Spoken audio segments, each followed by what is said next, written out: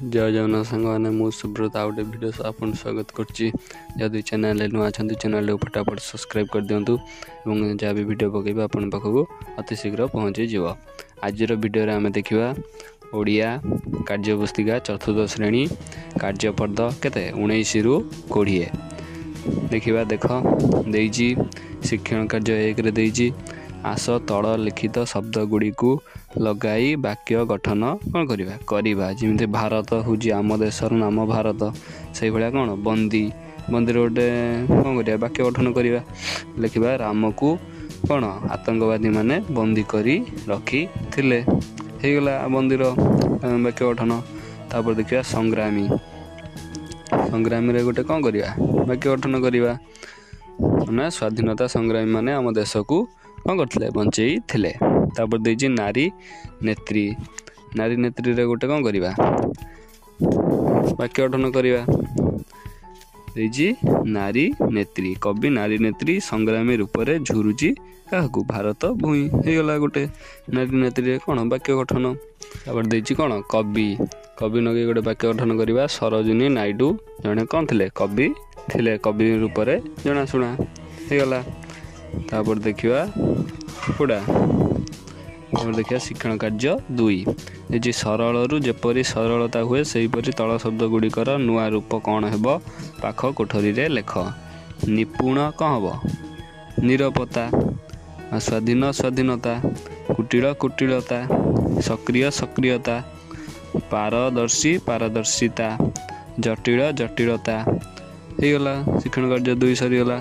तापर देखा शिक्षण कार्य 3 देची तले दिया जाइथिबा अनुच्छेद सर्वनाम पद चिन्हाई खाली घरे लेख। दिने हरि पढ़िया रे खेलुथला बहुत समय खेलिबारु से हालिया होईगला तार गोड़ हाथ बथा हैला से आउ चली पारिला नाही ताकू सांग माने नहीं ता घरे छाड़ी देले।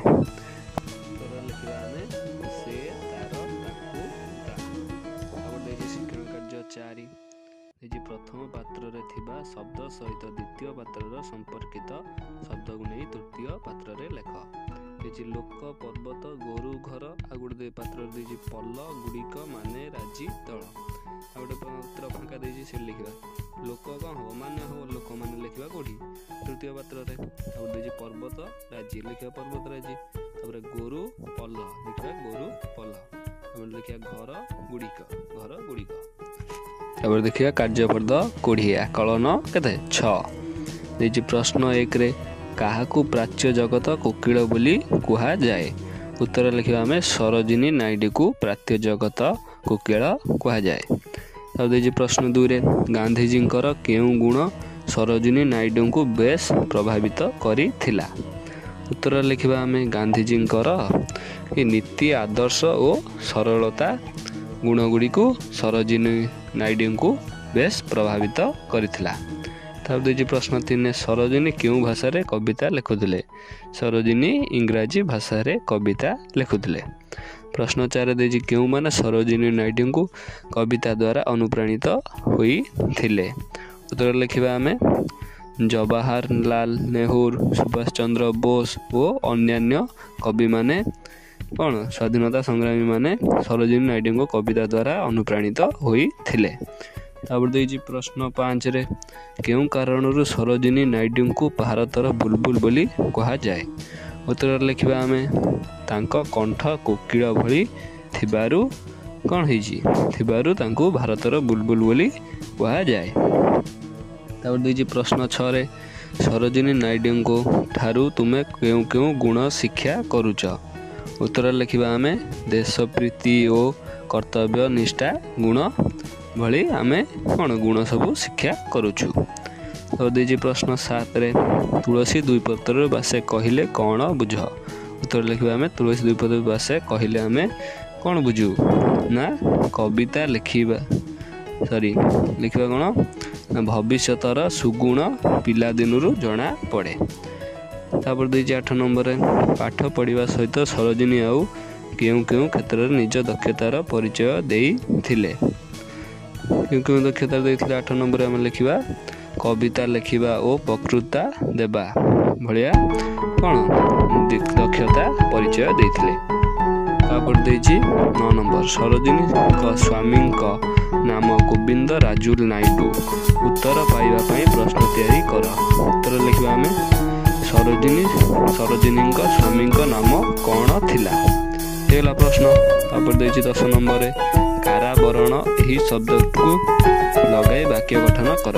ଉତ୍ତରରେ ଲେଖିବା ଆମେ କ'ଣ ଲେଖିବା? ଉତ୍ତରରେ ଆମେ ଲେଖିବା 10 ନମ୍ବର ସରୋଜିନୀ ଦେଶ ସ୍ୱାଧୀନତା ପାଇଁ ସଂଗ୍ରାମ କରି କାରାବରଣ ହୋଇଥିଲେ। ହେଇଗଲା ବାକ୍ୟ ଗଠନ। ତାପରେ ଦେଖିବା ପ୍ରଶ୍ନ 11 ଦେଇଛି ଯେପରି ଜଟିଳରୁ ଜଟିଳତା ହୁଏ ସେହିପରି ସରଳରୁ କ'ଣ ହେବ? ଉତ୍ତର ଲେଖିବା ଆମେ ସରଳରୁ ସରଳତା ହେବ।